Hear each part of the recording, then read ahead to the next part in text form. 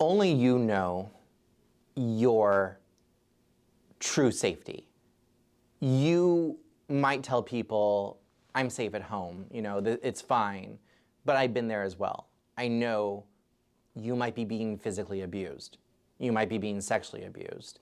You might have a lot of repercussions if you decided to come out and you're not technically of age to be alone. Is there another safe house for you to go to? Is there another family member? There's a lot of considerations when it comes to coming out, and I think that it's sad that we even have to talk about that. I would love it to be in a world where it doesn't matter, I mean, the thing is that a heterosexual child doesn't have to worry, oh my gosh, I have to come out, like, Mom, Dad, I'm straight. I'm straight. I'm sorry. I'm straight. Like, that doesn't happen. There was an SNL skit of that. And that's just to show how ridiculous it is that a child has to come out and say, I'm gay. And the stigma is that as a society, we have placed such rules on sexual perversion in the sense of, it's unclean or it's not the way of, in this instance, God's plan. Like, you're not supposed to be gay.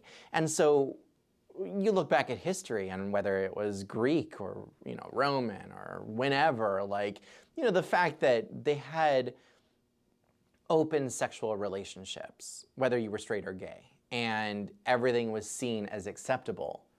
Maybe it was a better time period. And I think that that's what we need to learn as well, because when repression is placed upon people, it makes them go crazy. It makes them, insane. And so what I would say is only you know the situation that you're in, whether it is a safe environment, whether you live in a place where there's lots of resources that you can go to whether it's family members or if it's city-run organization. I really don't know what your resources are, but I would say, again, I want to get to a place where a child doesn't have to worry about these things. But the reality is that even if we are more progressive in the larger metropolitan areas, maybe somewhere out in a rural area, that's not the case. And maybe that person who's in the rural area still doesn't even know what it means to be gay. I mean, I'm assuming you've had access to the internet by now, but who knows? You might be Amish.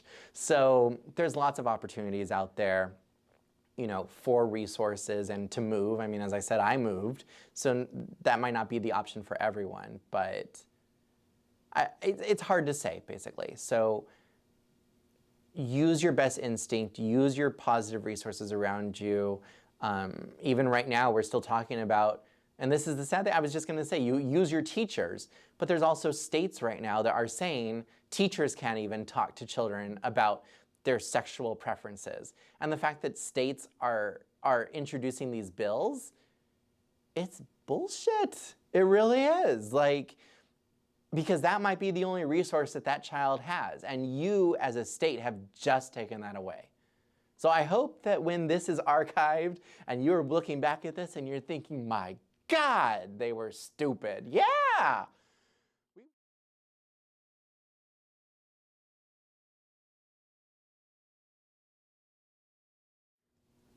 We could start it off with that quintessential phrase, back in my day. And it's the truth, is that back in my day, you had like 2 gay shows on TV.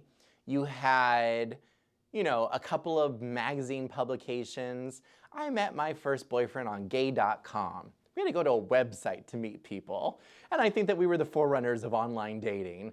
But the thing is that we can look back at those things and think like, oh, we had these code words and, you were friends of Dorothy and you had gay bars. I mean, those were like, wow, only the big cities had gay bars. And they were seen as these beacons of lust, basically.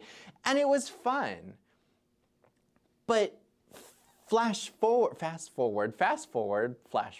whatever, to, 20 years later.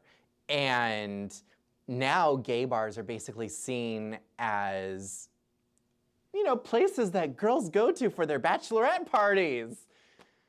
a part of me is like, get on out of here. And the other part of me is like, oh, that's so cool. Like, they're here. Like, that's fun. It's that it's becoming so much more acceptable.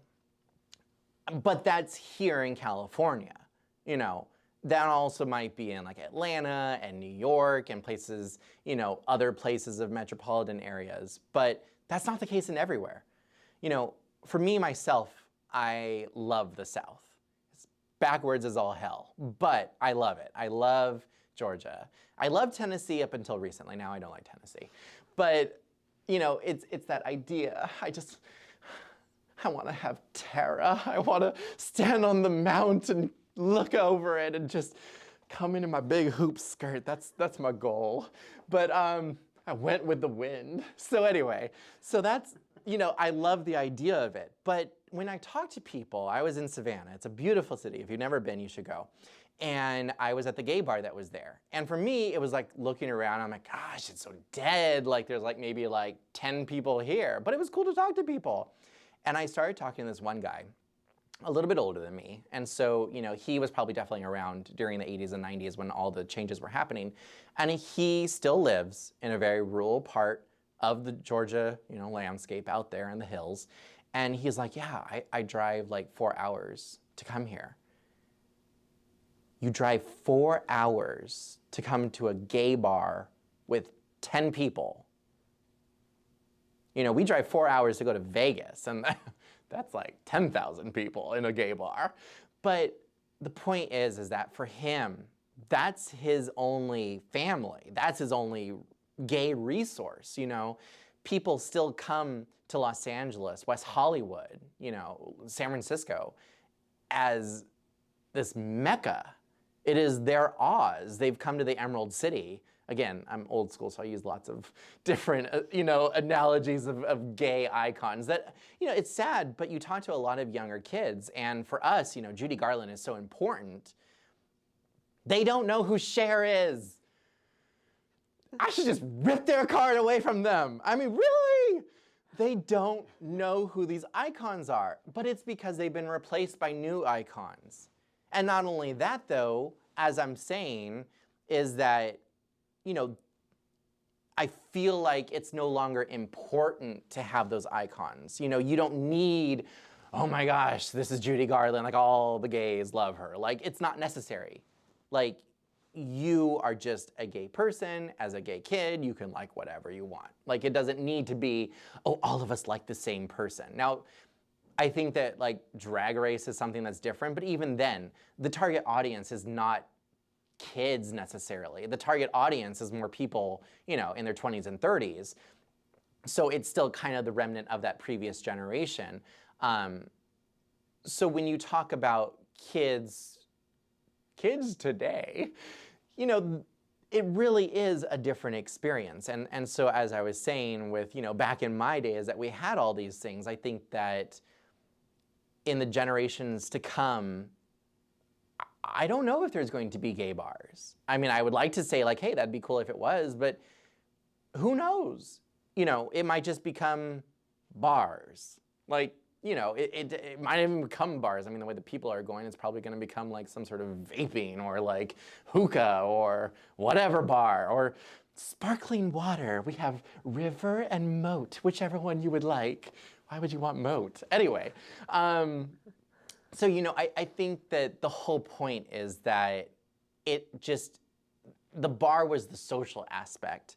And it was also a place where you could cruise and you could look, you know, to get laid. And it was kind of like the safe space. That's what it was. These bars were safe spaces for people who didn't feel accepted by the outside world.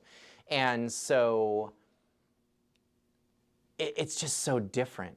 It's hard to predict. And you want to say, yeah, we'll still have those things, but there's no guarantee. So I think that any younger person who is deciding to come out is identifying at a very early age because, and this is a key, is because we are talking about it in schools. Because they're not even called gay straight alliances. I mean, I had one of those in school. I was like the founder of one of them in my college. But it's like now they just kind of have like, you know, oh, we're the LGBT group or LGBTI plus I and whatever other alphabet mafia. And so, you know,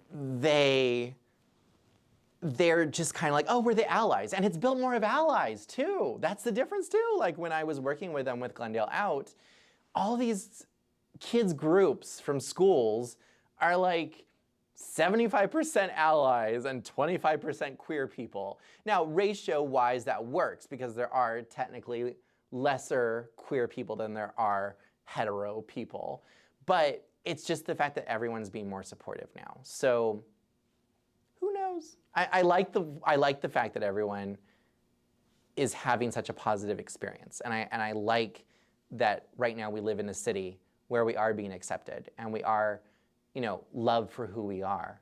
But that's not the case for everyone. And as I discussed earlier with whether it's safe for you to come out or not, or to be who you are, you know, that's the reason why we had expression like drag, why we did things like that. It set us apart.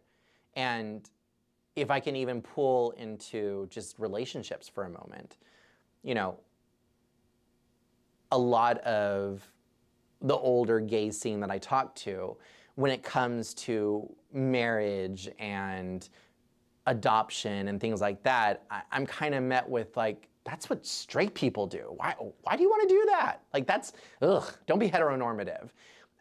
And so it's almost like we were brainwashed into believing that because we were gay, we were meant to be eternally, you know, the Peter Pan syndrome, eternally clubbing, eternally drinking, you know, eternally having random sex with people and never settling down and never having children. Now, of course, you know, the people who fought for gay marriage, like they obviously believed in it. And there's, you know, the stereotype that lesbians, you know, they're on the first date and then by the second they're already picking their next house. But, you know, that's the point, is that as a queer person, you know, you don't need to say, oh, that's for straight people, or you don't even need to say like, oh, that's heteronormative or whatever. And so that's also a difference, is that, you know, people who are the older generation kind of saw it as that's what sets us apart. I don't prescribe to that. But for myself, being the tail end of kind of that last century's queer, you know, community, it's been very hard for me to also find people who want that.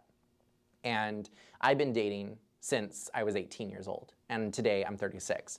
So for 18 years, I've been waiting for someone who wants a family, someone who wants kids, who wants to get married. And I mean, I've already been in a handful of long-term relationships. You know, one was 7 years, one was 5 years, another one was 3, another one was 2, and one just recently ended. And it's every time, it's because at the end of the day, they realize I didn't really want that. I didn't want kids. I didn't want that type of relationship. That's not what I wanted. And you talk to, you know, I talked to the kids of today's school, and, you know, they're on these dating profiles, and they're like, yeah, of course I want kids. Of course I want to get married. And you look at these, as we call them, there's this old app on your phone called Instagram. It probably won't be around for much longer, but we call them the Insta-gays. And, you know, there's these young kids who post these pictures, you know, of themselves with, you know, their sweetheart that they were dating in high school. And that's the thing. They get to go to their prom with this guy. I didn't get no prom, but that was also because I was in a Christian community, I mean, a Christian school that didn't even believe in dancing. It was sinful. So, you know, the straights couldn't dance, the gays certainly couldn't dance. But, you know, they're going to these proms with these people that they're dating. They're graduating and they're getting married. You know, and by 23, which was the same age that, you know, my straight friends were having kids, they're having kids. They're settling down.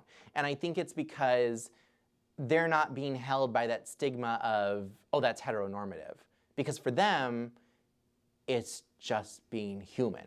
Like, our purpose is to have families. Like, that's That's just the animal world. Like, I'm not saying, you have to have a monogamous relationship. I'm not saying you have to have an open relationship. I think that those, again, are all stereotypes of the queer community that, we don't need to assign ourselves to any of these things. Whatever works for whatever, it doesn't matter, So, yeah, I'm envious of them.